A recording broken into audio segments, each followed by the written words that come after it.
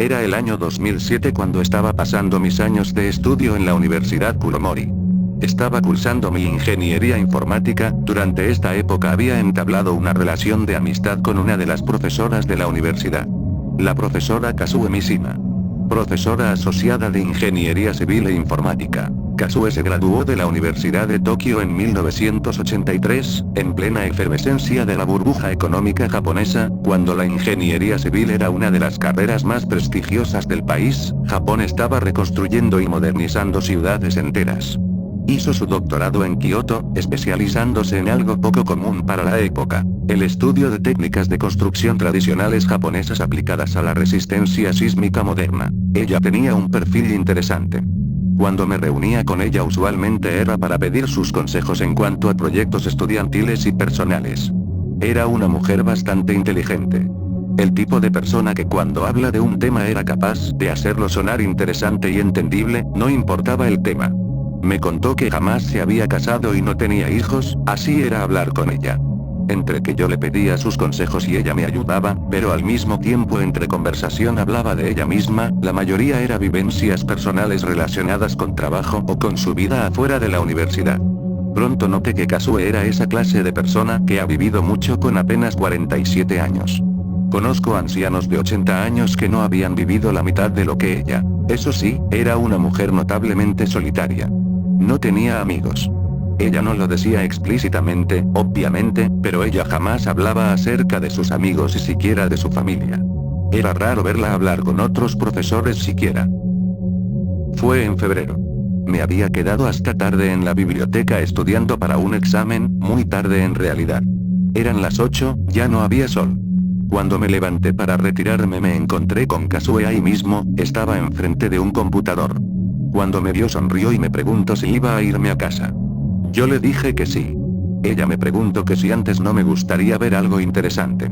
Me acerqué a su computador con curiosidad. En la pantalla había una especie de transmisión en vivo de una habitación. Tengo que admitir que en ese momento me recordó a la película de la bruja de Blair. En la habitación no había mucho. Parecía ser la cámara de seguridad de un apartamento típico de Tokio. Le pregunté a Kasue qué era esto. Me dijo que antes de contarme de qué se trataba, esto tenía que contarme una pequeña historia de su infancia. Cuando Kasue tenía 9 años, sus padres tuvieron otra hija. Una niña pequeña, frágil, que llegó a una casa donde Kasue ya llevaba tiempo siendo hija única. Su habitación quedaba justo frente al baño familiar, y por las noches, cuando su madre bañaba a la bebé, Kasue podía escuchar todo a través de la pared delgada. El chapoteo del agua, las risas ahogadas, el llanto ocasional que se apagaba en cuanto los brazos de su madre la envolvían. La bebé murió pocos meses después. Kasue nunca supo los detalles completos cuando era niña, pero cuando creció su padre le contó todo. Una noche que su madre bañaba a su hermana. Su madre sufrió algo que los doctores llamaron cataplejía, un colapso muscular súbito y total. Cuando eso pasa las personas caen al suelo sin poder sostener su propio cuerpo, pero permanecen completamente consciente de todo lo que pasa a su alrededor. En la bañera sin que nadie pudiera impedirlo su hermana se ahogó. Su padre, extrañado por el silencio, entró al baño, pero fue demasiado tarde. Nadie en la familia volvió a hablar de eso, como si el silencio pudiera deshacer lo ocurrido. Guardaron la ropa, quitaron la cuna, y la casa siguió funcionando como si esa habitación nunca hubiera tenido una ocupante. Pero Kasue seguía escuchando el baño por las noches. Al principio pensó que era su imaginación, el eco de una costumbre que su mente no quería soltar. El chapoteo de agua, tenue, casi imperceptible. Ella podía escuchar a su hermana jugar en la bañera. Sus risas. Su chapoteo. El llanto. Con los años, sin embargo, el sonido empezó a cambiar. Ya no eran los ruidos torpes de un bebé en el agua. Eran los de una niña. Movimientos más coordinados, un canturreo bajo que nadie más en la casa parecía notar, o tal vez nadie más quería admitir que escuchaba. Kasue desarrolló varias teorías. Que tal vez el trauma de una muerte tan repentina, tan doméstica, deja una marca en el lugar mismo, dejó una marca en su mente. Pero pasaron los días. Meses. Años. Ella nunca dejó de escucharlo. Desde su habitación, en la noche, su hermana aún estaba ahí, en la bañera. Ella me contó todo esto mientras miraba su monitor. Su mirada en ningún momento se despegó de esa cámara de seguridad. Después de un par de segundos que se sintieron pesados, ella me hizo una pregunta. ¿Tú crees en los fantasmas? Me quedé en silencio. Solo un momento. Procesando un poco la pregunta y la historia que me había contado. Luego contesté, no lo sé, jamás he visto uno. Ella me mira a los ojos. Luego me pregunta, ¿quieres ver un fantasma? Hubo silencio. Luego mi respuesta. Sí, dije sin más, seco. Ella apuntó al monitor del computador, había la misma imagen, cámara de seguridad puesta en lo que yo podría decir en algún departamento en Tokio. Ella empezó a hablar mientras miraba el monitor, sus palabras fueron las siguientes. Este apartamento le perteneció a una tal Yumiko Tsukimori. Enfermera veterinaria de 26 años. Según las autoridades, Yumiko acabó con su vida a las 16 horas en enero de este mismo año. Los familiares de la chica compraron el apartamento después de su fallecimiento para dejar todo tal y como estaba para conservar su memoria. Esto para mí resultó ser una mina de oro. Logré conseguir una copia de las llaves de este apartamento e instalar cámaras de seguridad en lugares donde la familia nunca se daría cuenta. Me quedé helado. No sabía cómo reaccionar a lo que me estaba diciendo. No dije nada acerca de lo que dijo. Me quedé mirando fijamente la pantalla, esperando a que ocurriera algo. Pero en esos largos segundos no pasó nada. Creo que debería irme. Le dije, pero ella me detuvo. Espera, quiero que veas esto. Eres el único del cual necesito opinión. Ahí fue cuando en la habitación de ese apartamento entró la luz de la ciudad. Tal vez fue el viento que movió las cortinas, no lo sé, la cámara no tenía sonido. Pero pude verlo con claridad. Era ella. Era la chica. Era Yumiko Tsukimori. Al menos deduje que era ella. Había aparecido de la nada. No caminó desde otra habitación. Apareció de un fotograma a otro. En medio de la habitación. La cámara estaba posicionada justo en un ángulo en el que no éramos capaces de ver su rostro. Me alejé del monitor y suspiré. Era de noche. Era difícil procesar todo lo que me estaba diciendo Kasue, el simple hecho de poner cámaras escondidas en el apartamento de una mujer que se suicidó es mucho más difícil de procesar que el supuesto fantasma que estaba viendo. Lo siento, tengo que irme ya. Le dije, pero otra vez me interrumpió. Voy a mandarte un correo con toda mi investigación. ¿Ok? Eres la única persona con la que tengo suficiente confianza para mostrarle esto y, sobre todo, la única persona que entenderá mi investigación. Por favor, ni siquiera soy amiga de los otros profesores que enseñan aquí. Asentí con la cabeza y me fui, no dije más, estaba cansado y un poco perturbado. La manera en la que miraba ese monitor. Su forma de hablar. Simplemente quise irme a casa. Llegué a casa pasada la medianoche. No prendí las luces del pasillo, solo la de mi cuarto. Me tiré en la cama con la laptop sobre las piernas, todavía con el abrigo puesto, y ahí estaba. Un correo nuevo, remitente Kasue Mishima, hora de envío 23:58. Asunto. Para que entiendas. Lo abrí. No era un correo normal. Era un documento adjunto de casi 40 páginas, con anotaciones al margen escritas a mano, escaneadas, mezcladas con capturas de pantalla, gráficos, y fragmentos de lo que parecían ser papers académicos y foros. Empezaba con una introducción breve. No busco convencerte de que los fantasmas existen. Busco que entiendas que existir quizás no es la palabra correcta.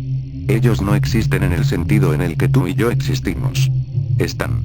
Simplemente están, en un lugar que no fue diseñado para nadie. Después venía una sección titulada Hipótesis del residuo consciente, donde citaba estudios sobre electromagnetismo cerebral, teorías de la información cuántica, y algo llamado coherencia post-mortem, un término que busqué después y no encontré en ningún lado, ni siquiera en papers falsos. Kasue explicaba que la conciencia, según su teoría, no se apaga como una luz. Se disipa.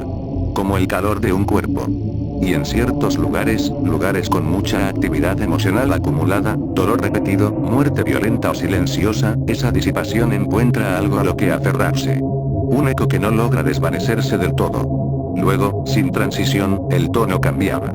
Dejaba de sonar a tesis doctoral y empezaba a sonar a diario personal. Kasue dice lo siguiente. Al principio pensé que estaban solos.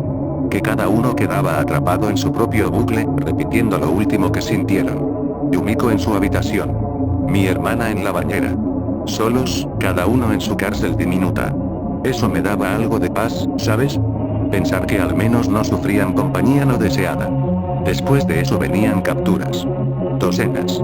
de las cámaras del apartamento de Yumiko, superpuestos con lo que Kasue llamaba otros puntos de registro, no explicaba cuántos apartamentos más había intervenido, y no quise pensarlo demasiado. En más de una decena de fotogramas, en el fondo de la habitación de Yumiko, apenas visible entre el grano de la imagen nocturna, había una segunda silueta.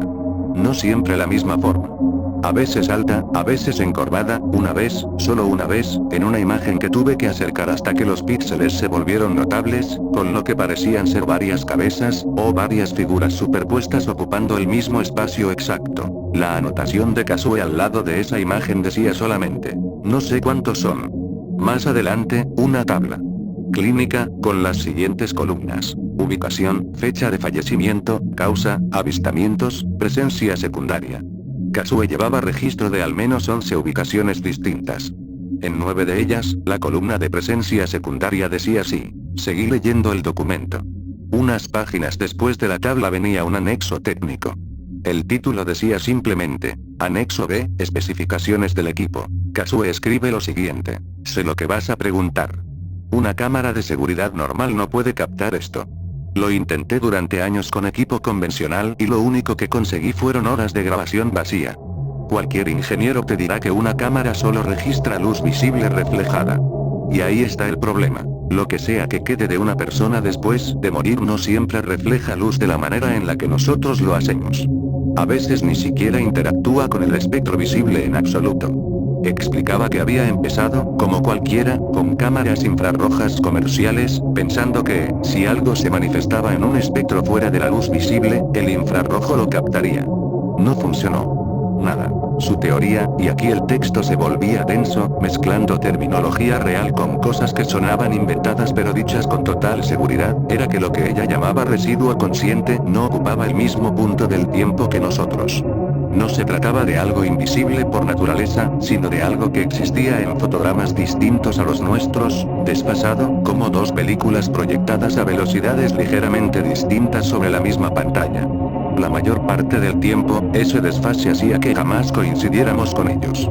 Casi nunca. Por eso rediseñó las cámaras. Cada una grababa una tasa de fotogramas absurdamente alta, mencionaba un número que taché mentalmente de creer, algo por encima de 1000 cuadros por segundo, y luego un software, escrito por ella misma según decía, comprimía y reapilaba esos fotogramas buscando microdiscontinuidades. Instantes donde algo aparecía en un cuadro y no en el anterior ni en el siguiente, sin ningún movimiento intermedio que lo explicara.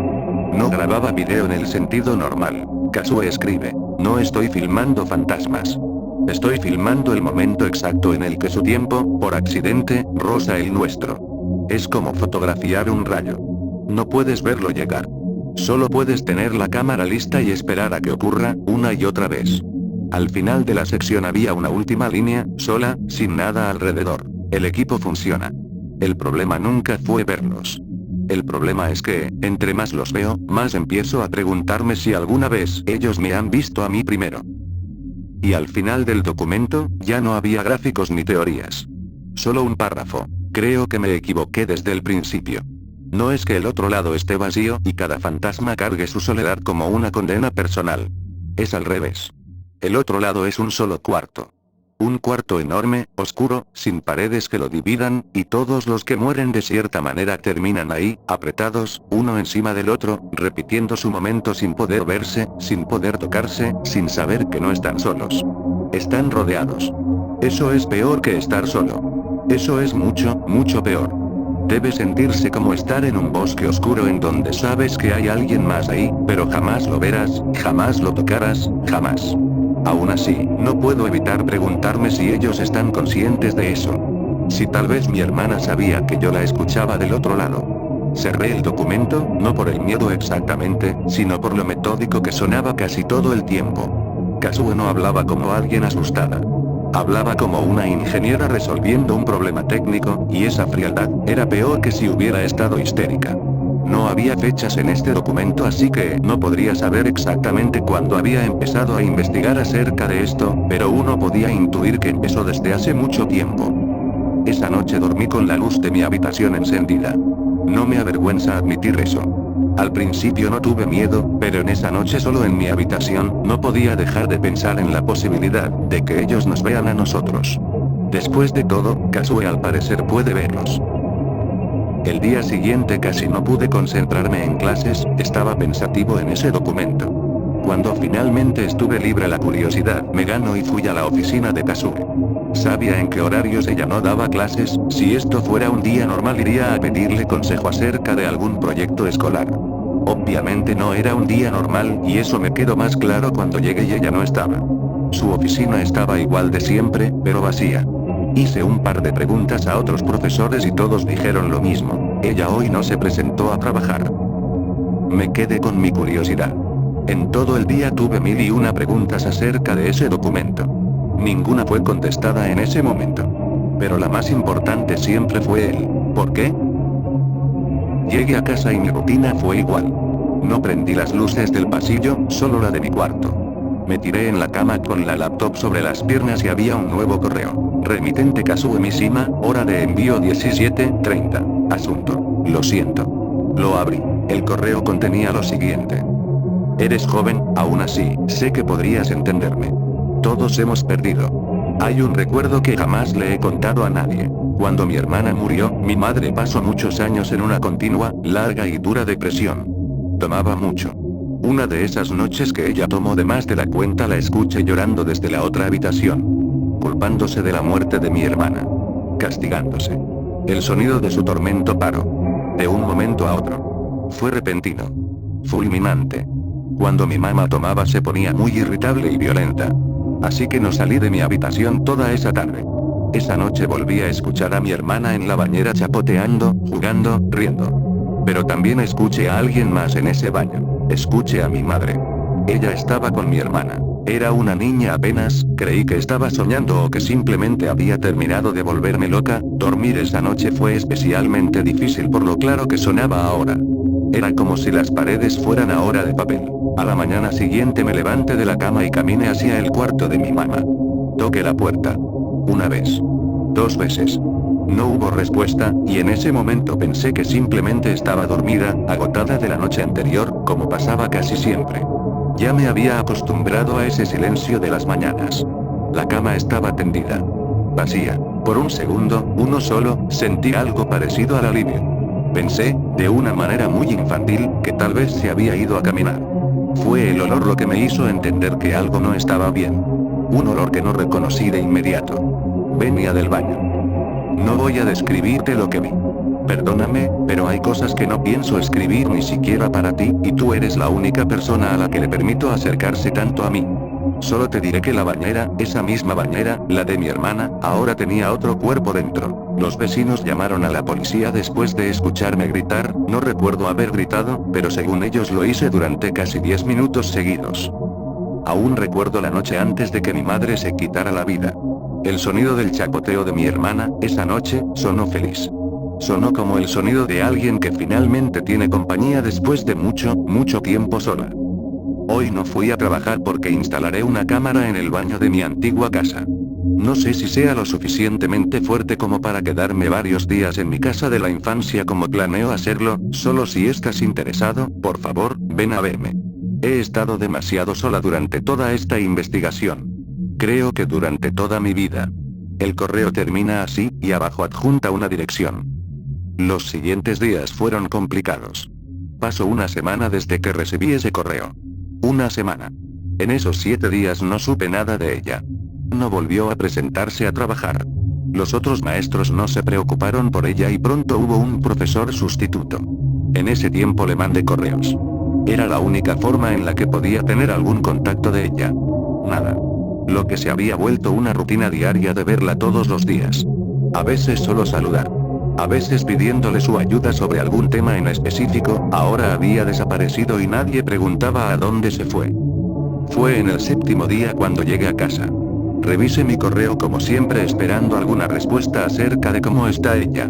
Para mi sorpresa y casi alivio recibí un correo. Remitente Kasue Mishima, hora de envío 17:20. Asunto. Puedo sentirlo. El correo contenía lo siguiente. Las he visto. Finalmente, las he visto, después de tanto tiempo volví a ver a mi madre. Lloré delante del monitor. Cuando llegué a la casa me instalé en mi antigua habitación de cuando era niña.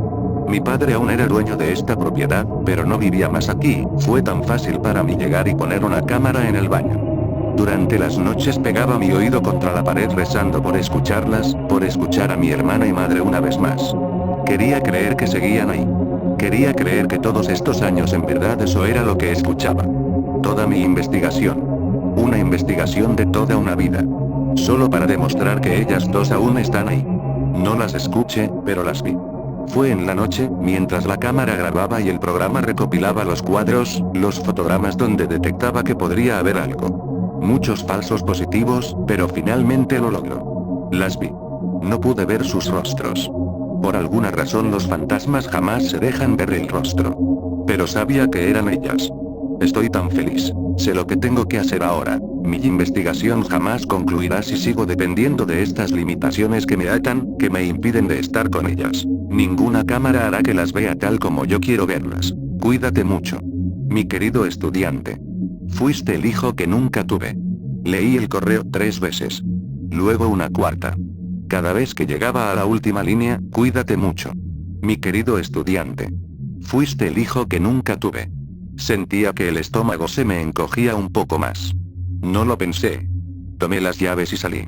El autobús tardó 40 minutos. Caminé otros 20 desde la parada, siguiendo el mapa en mi teléfono, por calles cada vez más silenciosas. Era casi de noche otra vez. Siempre era de noche cuando algo relacionado con Kasue ocurría. La casa era exactamente como me la imaginaba después de leer su correo tantas veces. Una construcción de 2 pisos, más vieja que las de alrededor, con el jardín descuidado y una sola luz encendida en la planta baja. La puerta principal estaba abierta. Llamé. Nadie respondió. Llamé de nuevo, más fuerte, y mi voz sonó extraña en ese silencio. Adentro olía a cerrado, a humedad, al polvo de una casa que llevaba tiempo sin ser habitada del todo, solo visitada. Pronto encontré el escritorio. Su ordenador estaba encendido. Al lado del escritorio se encontraba un pasillo largo y oscuro. Tan oscuro que era difícil de ver que en el fondo había una puerta entreabierta. Había un olor rancio. Una fragancia fétida. No lo sabía en ese momento, pero pronto sabría que ese es el olor de un cadáver. Y que provenía del baño. Me acerqué al ordenador. Tenía ese programa abierto. La cámara en vivo. Estaba apuntando a la tina. Estaba el cuerpo de Kasue adentro de la tina. Desde la cámara podía ver en fotogramas lentos y pesados cómo caía la sangre de su muñeca al suelo. Aún fresca. Era un charco enorme. Había llegado demasiado tarde. Miré la pantalla, no sabría decir por cuánto tiempo. Hasta que apareció un mensaje en el ordenador.